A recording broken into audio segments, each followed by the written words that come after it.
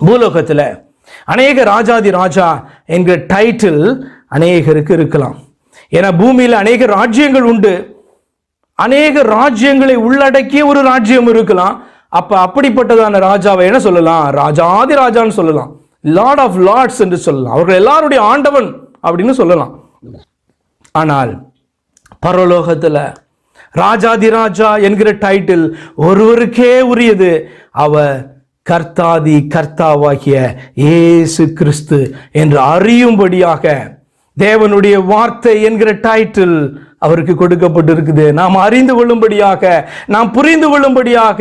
தேவனுடைய வார்த்தை என்பது வேறொருவர் அல்ல, ராஜாதி ராஜாவும் கர்த்தாதி கர்த்தாவுமாய் பரலோகத்தில் இருக்கிறதான பரலோகத்தின் தேவன் எனக்காக மனிதனாக வெளிப்பட்டார் என்பதை அறிந்து கொள்ளும்படியாக வந்தவர். வேற யாரும் அல்ல, தேவனுடைய குமாரனா. வேற யாரா சொல்லி கொடுத்தா? உன்னை வஞ்சிக்கிறார்கள், அப்பாலே போ சாத்தானே என்று சொல்லிவிட்டு நீங்க வாங்க. காரணம் என்ன? பிசாசு கொண்டு வருகிற காரியங்கள், கள்ள உபதேசங்கள் எல்லாமே. அப்ப இந்த பூலோகத்திலே அநேக ராஜாதி ராஜாக்கள் காணப்படலாம். அநேகரை கர்த்தாதி கர்த்தா இந்த பூமியில் இருக்க மனுஷனை பார்த்து, வல்லமை பொருந்தியவனை பார்த்து சொல்லலாம். ஆனா பரலோகம் என்கிற ராஜ்யத்துல ஒரே ஒரு ராஜாதி ராஜா தான் இருக்க முடியும். 1 தீமோத்தேயு 6:15 சொல்லுகிறது, ஏக சக்கராதிபதி அவர். 3 ஏக சக்கராதிபதி அல்ல, 2 சக்கராதிபதிகள் அல்ல, ஒருவராயிருக்கிற ஏக சக்கராதிபதியாயிருக்கிற கர்த்தாதி கர்த்தா ராஜாதி ராஜா பரலோகத்தின் தேவன் யார் என்று கேட்பீர்கள் என்று சொன்னார்.